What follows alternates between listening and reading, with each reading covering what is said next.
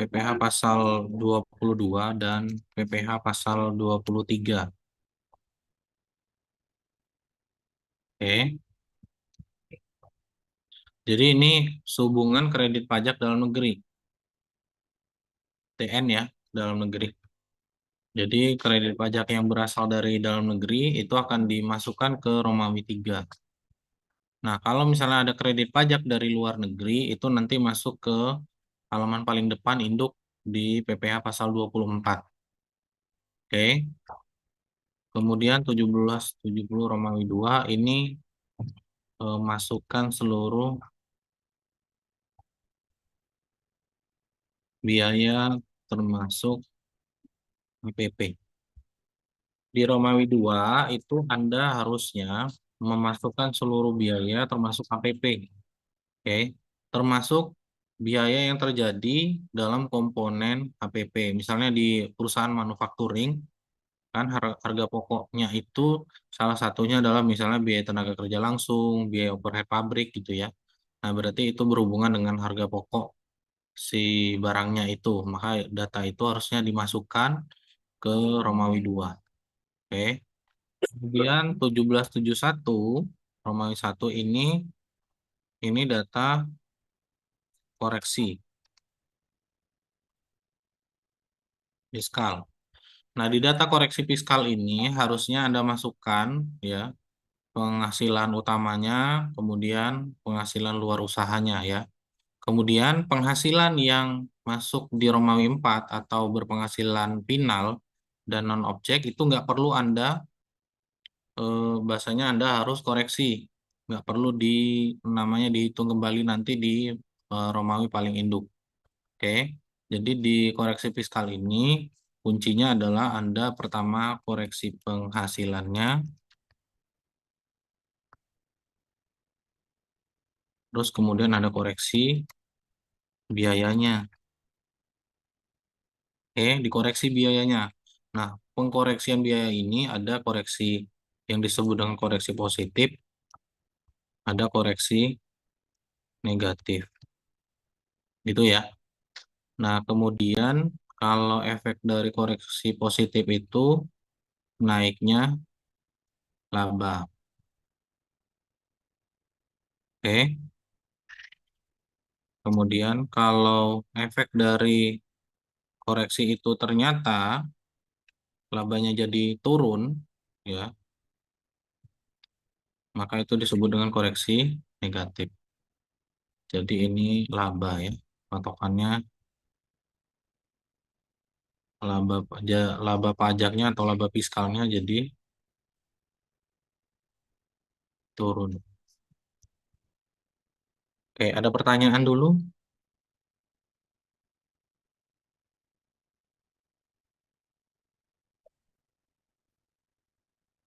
Jadi penghasilannya itu Anda misalnya koreksi ya. Jadi misalnya perusahaan itu punya penghasilan, misalnya awalnya dia penghasilan dari penjualan ya. Kemudian dia punya penghasilan lain. Penghasilan lainnya contohnya misalnya penghasilan sewa lahan parkir. Oke. Jadi sewa lahan parkir ini kan final. Oke, maka nanti itu Anda koreksi penghasilannya. Nah, kemudian kalau biaya, oke, misalnya di sini ada biaya usaha. Biaya usahanya itu macam-macam, ada biaya gaji, biaya apa. Ternyata ada biaya misalnya sumbangan ke pejabat. Kan bahasanya begitu ya. Atau bahasa singkatnya, singkat jelasnya itu adalah apa nih? Sumbangan ke pejabat apa? Terima. Eh, sumbangan ke penjak. Ya, bahasanya begitu. Kan tapi di laporan keuangan Anda kan akan membuat biaya sumbangan gitu. Kalau dirinci lagi, biaya sumbangan ke pejabat nggak ada ceritanya itu pungli ya atau bahasanya suap. Nah, ini contohnya nih. Pak, jadi biaya ini Ya biaya ini di laporan keuangan, ya biarin aja muncul seperti itu. Tapi ketika berhubungan dengan pajak, ini harus dikoreksi. Oke, efek dari koreksi itu ternyata biaya labanya jadi naik. Berarti ini koreksi positif, gitu ya. Efek dari biaya ini dinolkan, maka laba naik. Kan gitu ya. Misal, laba kotor, misalnya, ya, 600 juta.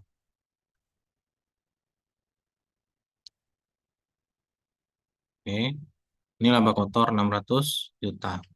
Terus kemudian biayanya ini, ya, di laporan keuangan itu tertulis misalnya 50 juta. Oke. Nah, karena ini dikoreksi, ya, yang harusnya 600 kurang 50. Nah, 50 ini kita harus rubah bahasanya atau dikoreksi di SPT. Jadi ngoreksinya itu sebenarnya di SPT ya. Ini jadi 0. Jadi diminta yang awalnya 600, 600 kurang 50. Nah, ini versi apa? Laporan keuangan komersil. Ini fiskal versi pajak. 60 kurang. Nah, jadi labanya jadi naik nih. Awalnya cuma 550, geser ke 600 juta. Nah, ini koreksi ini disebut dengan koreksi positif, ya. Nah, ini maksudnya naik itu dari awalnya 550 ke 600. Oke, ada pertanyaan?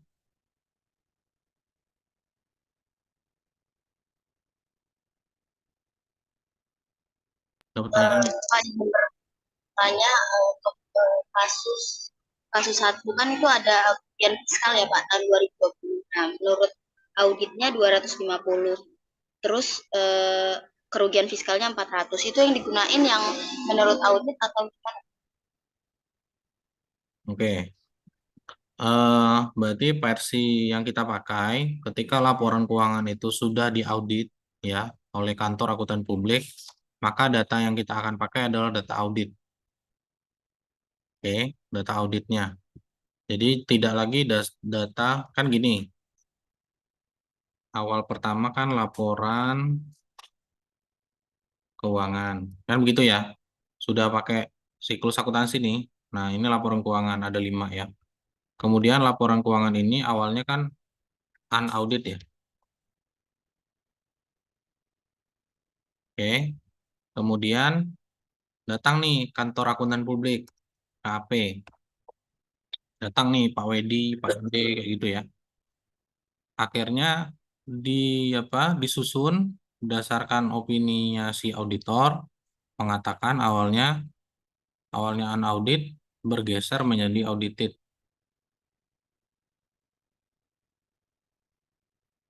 Oke. Kemudian ini laporan audited.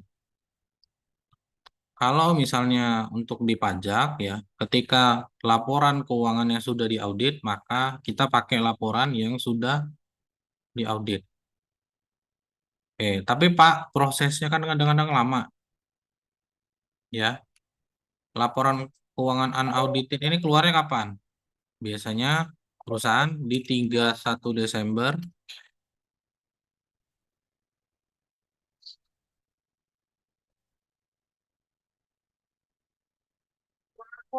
Ya, yang tadi itu laporan akhir yang dari yang MBKM, laporan keuangan hijau. Ya, di sini. Oke, ini kan 31 Desember. Kemudian kan negara memberi rentang waktu dari Januari sampai kapan? Sampai April. Oke. berharapnya laporan ini keluar ya bagi yang sedang diaudit. Jadi harapannya, jadi biasanya orang kantor akuntan publik itu akan sangat sibuk di bulan Januari sampai April karena ngejar deadline untuk pelaporan SPT, karena SPT itu dilaporkan selambat-lambatnya tanggal 30 April 2000 sekian misalnya. Kalau ini 2023. Berarti Pak, kalau nanti laporan keuangan 2002, ini kan 2022 ya. Kalau nanti laporan keuangannya 2023, berarti dilaporkan 30 April 2024 ya. Atau bahasa undang-undangnya KUP di ketentuan umur pajakan itu akhir bulan keempat. Nah, ini. Bulan keempat tahun pajak. Oke. Tapi ini konsepnya. Ternyata kalau ngaudit itu ya nggak cukup 4 bulan ya. Kadang-kadang bisa lebih dari yang seharusnya. Efeknya, WP akan melaporkan laporan yang unaudited. Oke. Kemudian nanti ketika sudah keluar laporan yang audited, baru dia lapor dalam bentuk pembetulan. Jadi SPT-nya awalnya pertama kali itu dilaporkan SPT normal dengan berstatus unaudited.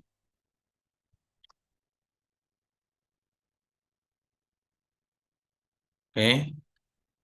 Nah, kemudian kalau dia ternyata sudah keluar laporan auditnya, baru dia nanti lakukan pembetulan SPT nanti berstatus pembetulan pertama. Nah, ini yang sering nanti ketemu Anda di lapangan seperti ini nih.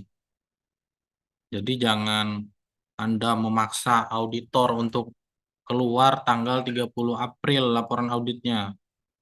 Ya, nggak bisa jamin. Kalau misalnya auditnya bilang dipaksa untuk sampai 30 April harus keluar laporan keuangannya yang bersifat audit, itu KAP-nya nanti opininya jadi jelek ya karena dia mengerjakan data yang sangat terburu-buru. Biasanya dia ada memang rentang waktu ya. Rentang waktu auditnya itu di 30 April sampai 30 April, tapi ada kejadian KAP-nya itu bisa molor ya. Bisa molor di misalnya baru keluarnya bulan Mei, bulan Juni gitu ya.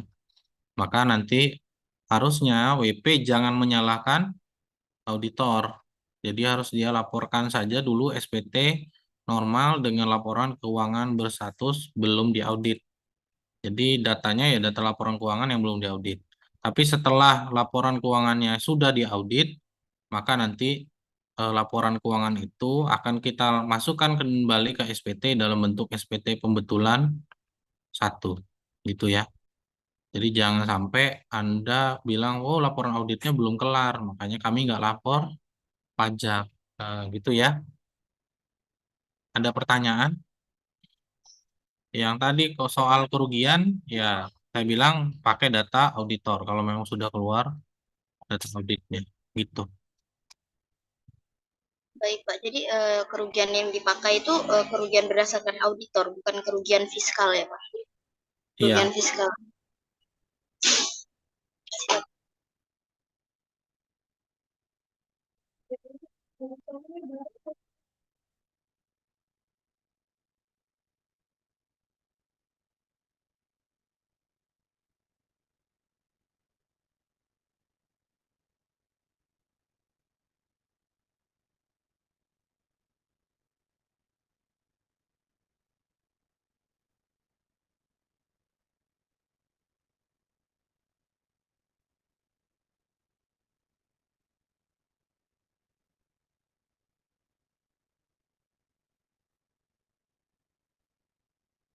oke. Ada pertanyaan? Nggak ada? Oke, saya lanjut ke induknya ya. 1771 induk. Di induk ini ada dua halaman. Halaman satu itu tentang data ininya, data profil ya. Kemudian di situ juga ada menyangkut tentang penghasilan kena pajak.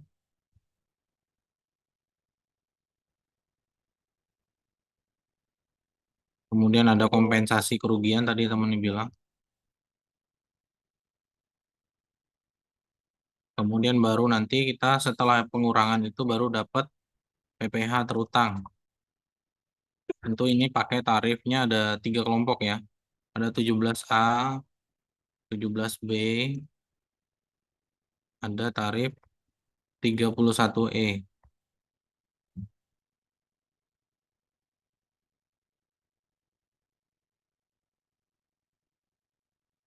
Oke, sebentar.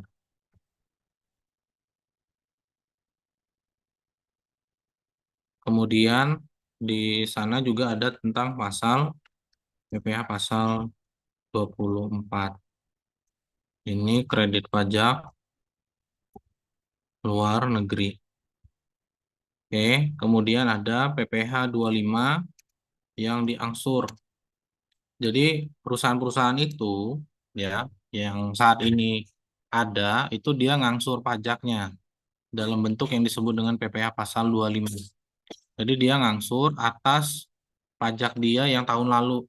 Jadi misalnya tahun lalu dia punya pajak kurang bayar 12 juta misalnya. Dia ngangsur nih tiap bulan. Jadi setelah bayar 12 juta, dia bayar lagi per bulan itu 1 juta misalnya. Karena dibagi 12 bulan ya. Nah ini per bulan ini ya. Oh sorry, ini ada kredit dalam negeri juga ada ya. Kredit dalam negeri dulu, baru kredit luar negeri, baru PPh 25 yang diangsur. Nah yang diangsur tiap bulan ini dibayarnya berapa kali? Udah dibayar. Sampai nanti dia mau lapor SPT. Ya. Nah, ada yang kadang-kadang WP itu tidak mau bayar angsuran PPh 25 ini karena dia ngerasa cash flow dia nggak bagus atau pendapatan dia tahun ini, tahun berjalan ini nggak bagus. Atau bahasanya dia rugi misalnya. Oke. Nah, ada yang kayak gitu ya. Nah, saran saya adalah kalau misalnya PPh 25-nya itu keberatan, silakan melaporkan ke kantor pajak untuk PPh 25-nya tuh dikurangin. Jadi PPh 25-nya itu bahasanya diangsur ya. Dikurangin lah kalau di KPP kalau misalnya besarnya terlalu besar gitu ya. Karena ini berdasarkan labanya tahun tahun sebelumnya. Oke, nanti baru dapat PPh 28 atau garis miring PPh 29. Oke, ada pertanyaan? Formnya nanti saya kirim ya. Form SPT Badan.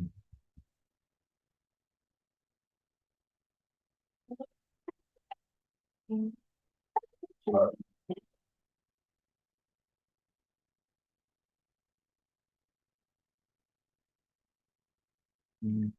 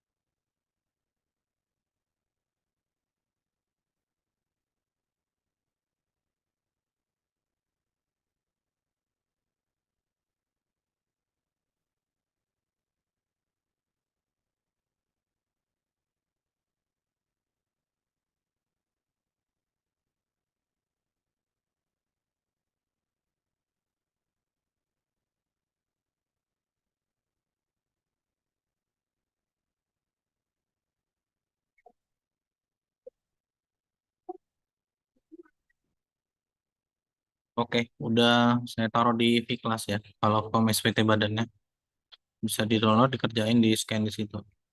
Kalau misalnya ada pertanyaan lagi, kita diskusi di minggu depan. Kalau nggak ada, ya berarti untuk soal UASnya mengikuti apa yang sudah dipelajarin dari setelah UTS sampai yang ini ya.